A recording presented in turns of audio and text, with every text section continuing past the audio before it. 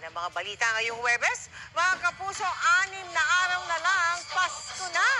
Ako po si Mel Tiangco para sa mas malaking misyon. Para sa mas malawak na paglilingkod sa bayan, ako po si Emil Sumangil. Mula sa GMA Integrated News, ang News Authority ng Pilipino, nakatuto kami 24 oras.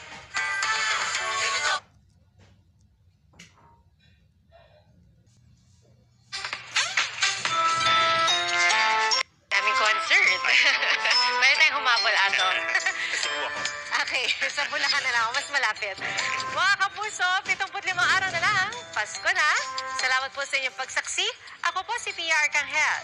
Ako si Atong Araulio para sa mas malaking misyon at sa mas malawak na paglilingkod sa bayan.